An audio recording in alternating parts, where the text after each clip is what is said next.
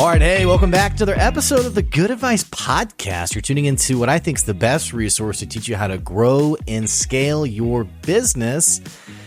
And I'm coming at you as the host of the podcast. My name's Blake Benz. I've been doing this podcast for about 5 years now, a little over 5 years. And I'll tell you something, I've learned a thing or two about running a business. And it's not easy. It's not as simple as we make it out to be. And yet, there are some pretty wildly simple concepts that if you just do these things, it will grow your business. I'm learning this more and more as time goes on, as I talk to more and more business owners, as people even come on the podcast and share their stories. I'm realizing that, man, there's really not anything new under the sun. It's how well can you follow the good advice that's out there versus be mesmerized by the bad advice that often looks pretty dang good. So all that to say, wherever you are in your business, whether you're just starting out or you've been at it long term, today we're going to be talking about wowing your customer and this book that I've been thinking about. Someone mentioned it to me a long time ago. It keeps coming up. This book called Unreasonable Hospitality. I'm learning more and more the magic, the value of really wowing a customer. We're going to be talking about that today on the show. And more importantly, how to turn a one-time buyer into a lifelong fan of your business. But before we dive in, we do have a quick word from one of the amazing businesses that sponsor the show. Of course, these amazing sponsors are what keep the show going. So, hey, if you like the podcast, you can always visit our Patreon, patreon.com/goodadvice. Or you can email me, blake@goodadvicecoaching.com to ask about one of our advertising packages. All right, all that to say, let's get back to this ad and we'll be right back soon. We talk to all sorts of business owners on the podcast, and one of the most common trends is business owners who just, for whatever reason, didn't fit in the corporate environment. A lot of entrepreneurs are seeking something, they're seeking an answer, and they're trying to figure out the simple question of, how do I fit in the world? And more importantly, is there a way to make a living that doesn't involve the traditional 9-to-5 job? One of the biggest pieces of advice that I give to entrepreneurs is, hey, you got to learn about who you are, what drives you, your motivation. That's why I want to tell you about this book, Your Turning Point, 33 Questions for Transformation. I love the impact I've been able to make through Good Advice and the Good Advice podcast, but that would not have been doable without taking an honest assessment of who I was today and who I wanted to be tomorrow. Go to the website, the33questions.com, and get yourself a copy of Your Turning Point by Stephen J. Blank, and let's continue on this road for transformation together. Again, the website is the33questions.com, where you can buy your book today. So this isn't a new concept. This isn't something that, it's not like something we just like the light bulb went on and we're talking about it for the first time on the show. If you've listened to the podcast long term, you know I've talked about this, and you know that it just keeps coming up again and again. And I don't even mean just on the show. I'm finding out over and over and over again the value, the deep value of a repeat customer. There's actually a couple things that I'm thinking of.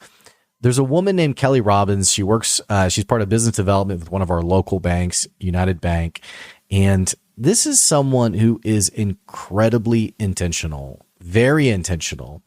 In fact, every time I see this person, I just feel like this person oozes not just confidence, but intentionality.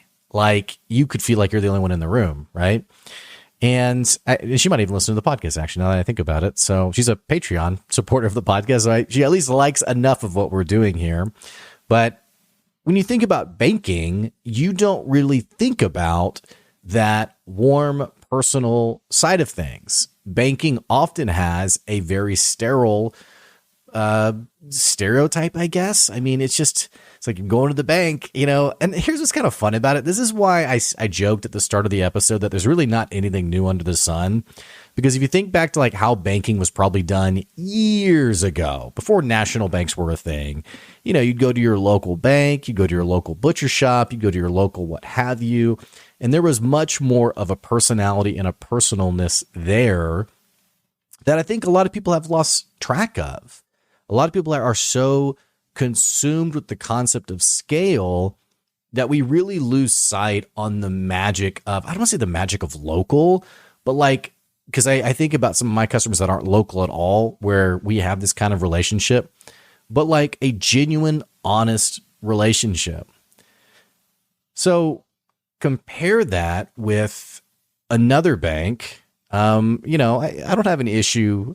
I don't have any issues naming them on the podcast. I don't think they're ever gonna, turn a corner, do things differently. But Bank of America, I've had a Bank of America checking account since I was, I think, 14 years old. It's been over 20 years that I've had this exact same account.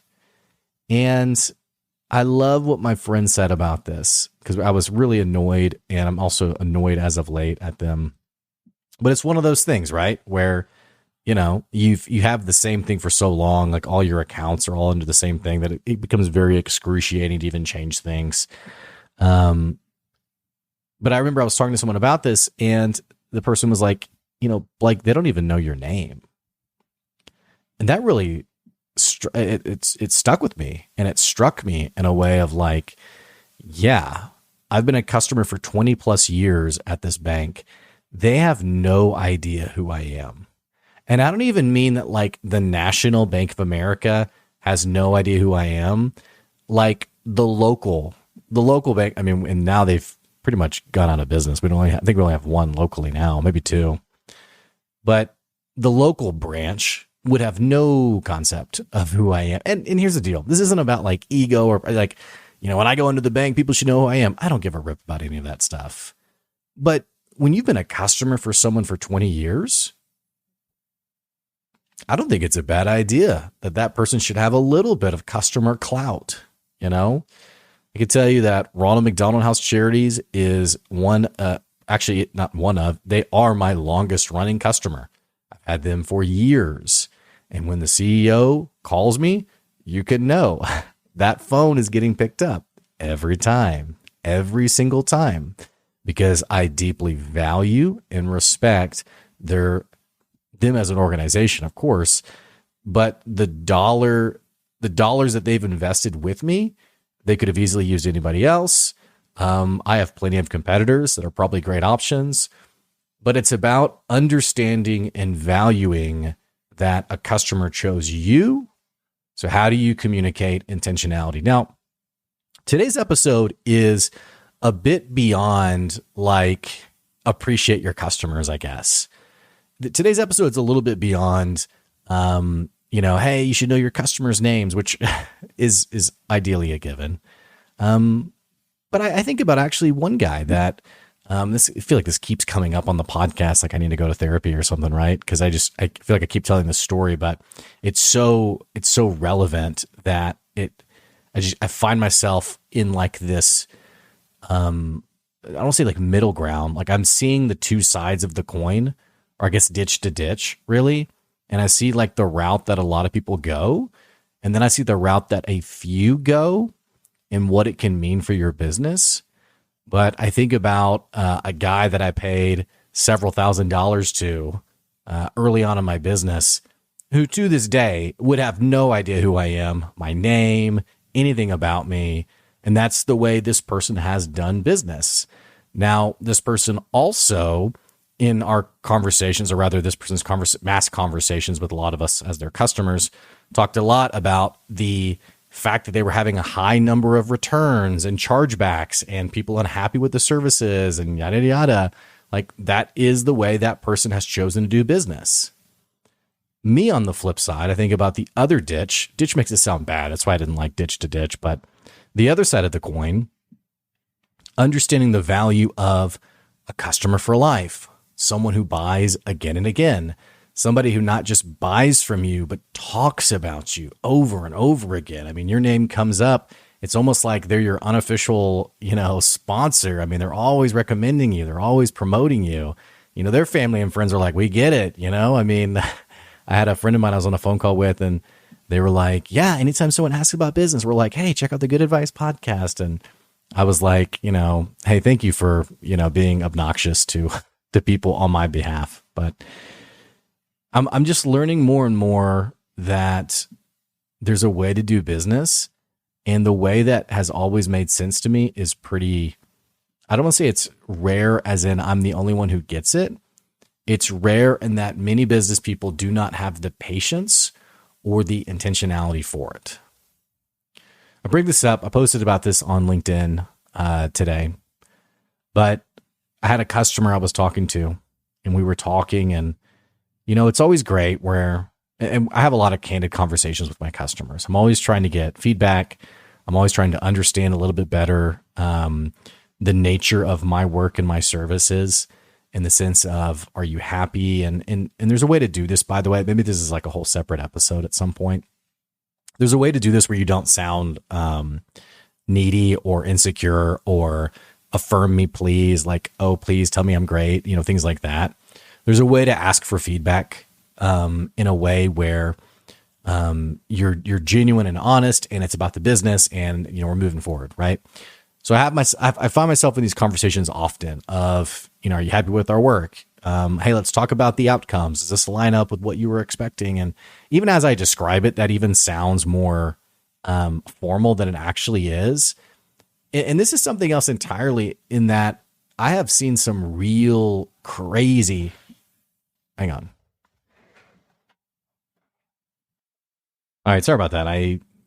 In true fashion of recording at home, I heard my son, I heard something crash, and it was loud enough where I thought I should probably check on that. But fortunately, everyone's okay.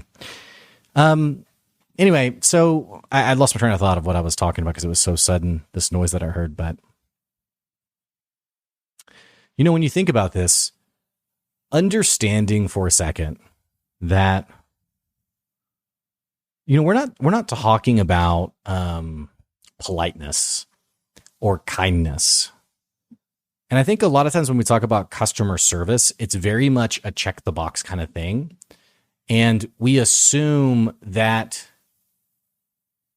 I honestly run into this a lot, from a management conversation, because I work with teams a lot as well. And we talk about great leadership, and we talk about great culture. And one of the things that is really hard to help a business understand is that culture is not accidental, and that it is constantly being shaped. And just like if you want a good marriage, I have to choose to be intentional with my wife. If you want a healthy team, you have to choose to be intentional with your team. Most people don't do that. Most people, pizza party, here you go. They swipe the card, order 10 pizzas, and they ordered it from the discount pizza place, and it costs them $50 at most. And they're like, here you go. Our employees are happy now. We've made a great culture. This, by the way, was a rude awakening for many businesses during COVID. I remember talking to businesses during COVID and talking to business owners who were like, hey, we need to create a great culture. We're really having a hard time. And it was like, well, it's a little late for that. You're out of time now. In the same way, though, you can't accidentally give great service to your customers. This is something you have to be intentional about. And like anything else, being intentional means putting thought towards it, being mindful about it, dedicating not just time, but resources. And understanding too that every customer is different. Now I'm on this weird analogy with your married spouse, whatever. You might have a spouse who doesn't always want you to buy them something. And you may have a customer who doesn't really want to spend time with you. So and now the podcast is kind of going in this weird direction of let me teach you how to be just a normal human being to somebody. What does it mean to have a normal relationship with someone? But all I can do is just really, it's just to explain and tell the story of customers that I have who genuinely love working with me. And it's not everybody. I've certainly had customers over the years that I've thought, ooh, I missed the mark there. Ooh, I could have done better. That wasn't quite the right fit. Or, ooh, that wasn't really what they were looking for, but I thought it was. And then, this is all just the process of trying to do business better. But I will say, when customers fall in love with me, they fall in love hard. So what I want to do today I want to talk about this book, Unreasonable Hospitality. And where this all came out of is I was talking to a customer today, and this customer was so happy and energized as we were wrapping up a conversation that my customer was like, "Hey, I'm gonna send you a check." Actually, no, what the customer said was, "Invoice me." And I said, "Invoice you? What am I invoicing you for?" And we're just having a conversation about our business together. And he goes, "Invoice me." And I go, "Well, there's nothing to invoice." And he's like, "No, I want you to invoice me, just for being a great business." And I was like, "Well, I'm not gonna do that." And I kind of thought he was just kind of joking around, but he was like, "No, I'm serious. Like this has been so great. You've saved me money. Like you're better than someone else that I used, yada, yada. I want you to invoice me." And it kind of struck me. I told this story months ago about a customer of mine who wrote me a thank you card. And it struck me the irony of when a customer writes you a thank you card instead of the other way around, like they paid you and they're writing you a thank you card. Here I have this customer saying, "Hey, yeah, I need to give you some more money," which maybe that's a sign my prices are too low. I don't know. It struck me how bizarre and backwards this was. And I was thinking about it and I thought, yeah, okay, this is a customer I've been extremely intentional with. So let's talk about this book, Unreasonable Hospitality. This book is, and I'm gonna butcher it now because I don't have it up in front of me, but essentially this person who owned a restaurant in New York, and the business did really well. And to this day, it's an amazing restaurant, or has an amazing reputation about it. One of the things that is the core tenet of the book is doing things that other people would call unreasonable in order to make your customer feel valued, welcome, special, like your only customer you have. See, I think a lot of times in business, we do check the box. We check the box and we send the polite email and "Oh, thank you for your business, thumbs up." I'll go and say it's extremely obnoxious when somebody works with you and you mail them your swag. Your customer does not care about your swag. Unless you're Nike and you have cool stuff to wear, people do not care about your swag. But a lot of what someone does is, "Hey, thanks for your business. Here's the invoice. I'm going to mail you some swag," what have you. And it misses the mark on what does it really mean to show value to someone. So I have done all sorts of things, and I'm still playing with a lot of the stuff to figure out what I even really like. But I'll send customers coffee. I'll typically ask customers, like as we're closing the deal, I'll say, "Hey, do you like coffee?" And here's, maybe this is just the fun part of me. I don't know. The former camp counselor side of me. I'll never be like, "Hey, I want to mail you coffee. Do you like it?" I'll ask some general questions, like in the original, like before the sale is closed, "Hey, do you like coffee?" Or I'll sit down with somebody. I had somebody that I did some business with, and we were meeting for coffee, and I said, "Hey, can I buy you a cup of coffee?" And he goes, "Oh, I don't drink coffee."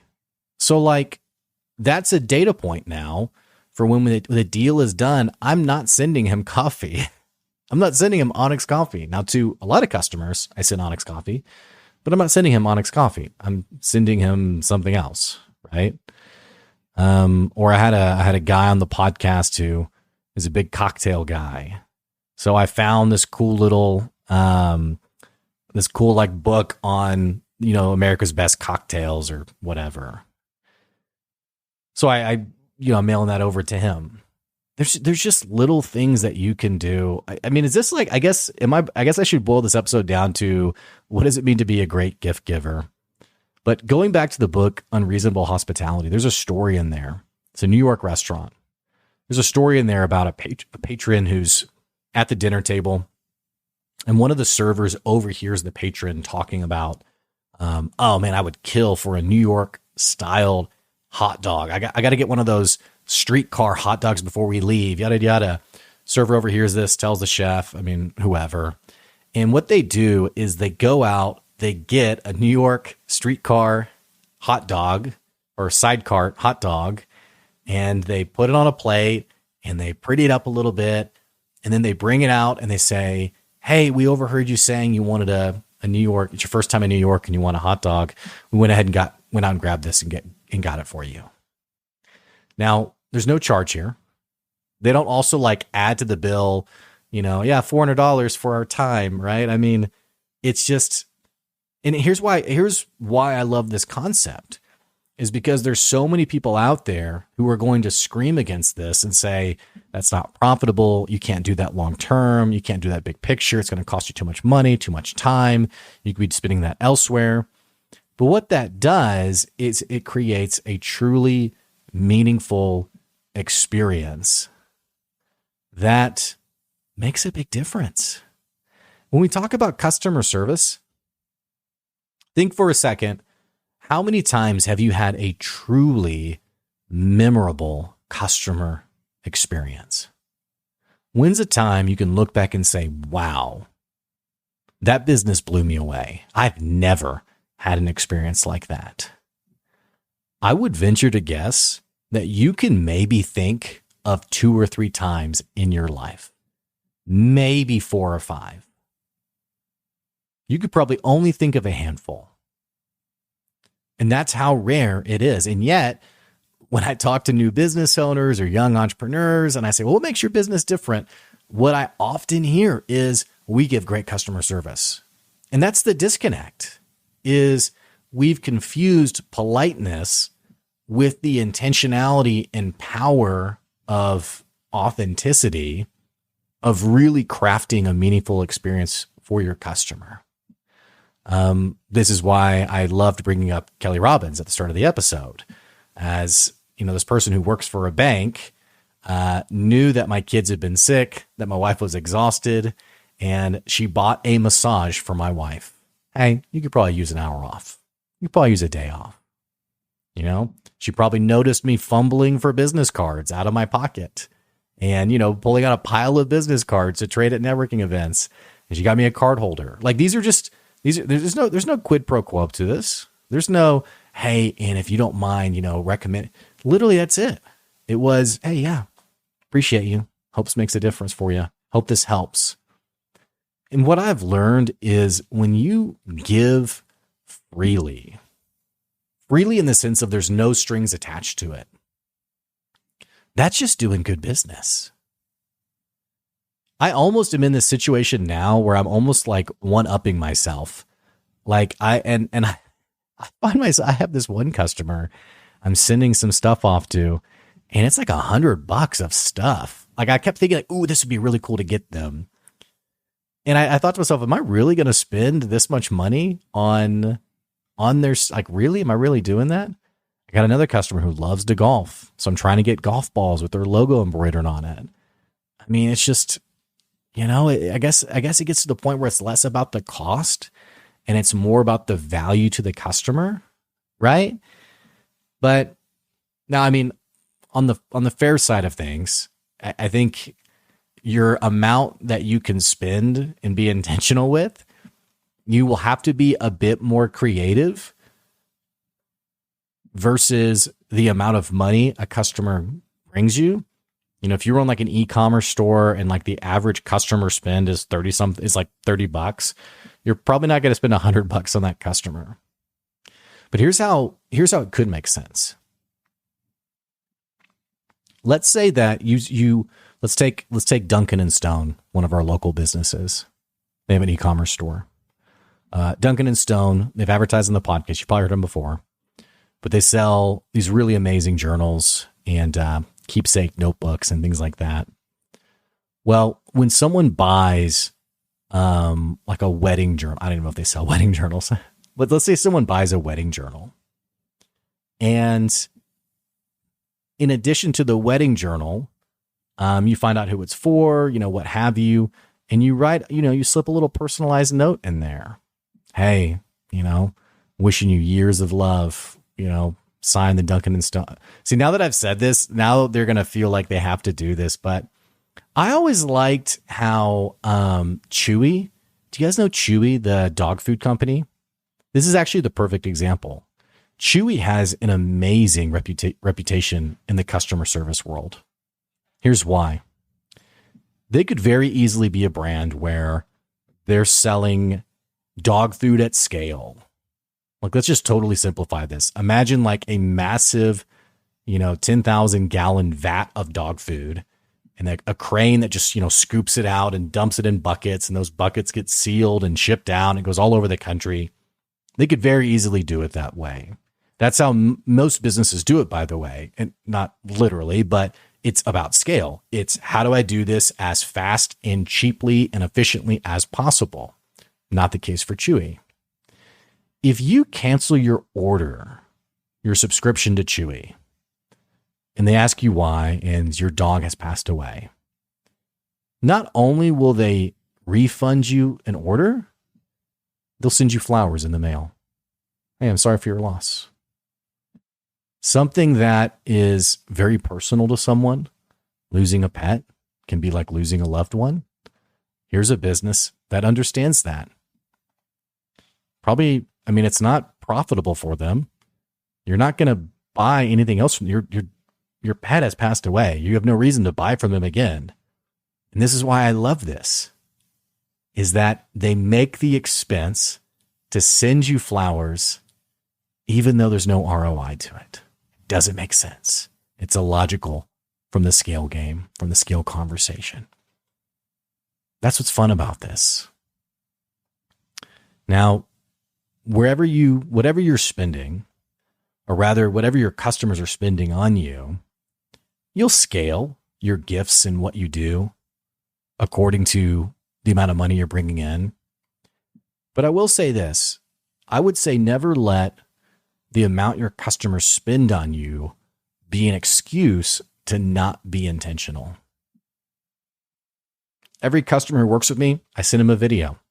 It's a Welcome to the Good Advice Tribe video. Do they care about being part of the tribe? No, they don't. But what they get is a very quick 60-second, I say their name. Hey, Brad. Hey, Brad. Hey, thanks. I'm really excited, man. Thanks for working with me. I'm excited about our partnership. It's 60 seconds, and it's just a very quick, hey, thank you. The point of that, it doesn't cost me anything, but it's just enough, one step more personal than the automated email that everyone gets. Hey, name. Hey, name. Thanks for your purchase. The automated email that we all know isn't, that some computer generated it. And I think that's the secret sauce, is be creative and look for ways. How can you do it one step more intentional, more personal, and really think about wowing your customers? That's how you build a tribe of raving fans. That's how you have customers that buy again and again. And even if they're never your customer, it doesn't matter, because you're still doing the right thing. You're being intentional and caring for people, which I think we could probably use a little bit more of, right? These people will be, even if they're not your customer, they'll be your best referral partner. They'll rant and rave about you. Tony Lugent, who's one of our local business people with Toyota, very easy to refer business to her. I've never bought a car from her, but I've referred my neighbor to her who's bought 2 cars from her. And I think that's also another piece of it, is we are so short-term minded. It's like, what have you done for me lately? Are you going to get me a sale right now? Are you going to buy from me right now? Tony's at a lot of events. She's meeting a lot of people. She's networking. She's making genuine relationships. So when it came time for my neighbor to buy a car and then buy his second car, Tony's an easy referral. And that's because Tony understands the long game. So resist the temptation to be short-term oriented and think about it. How does your business craft a truly meaningful customer experience?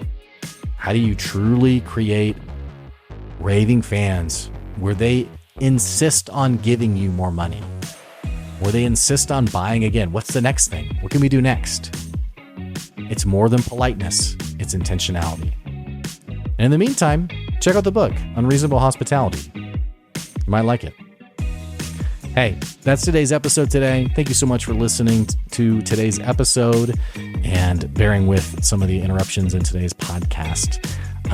We'll be back later this week to talk more good advice. We have a great episode coming out in a couple of days. But until then, that's today's good advice. We'll catch you later. See ya.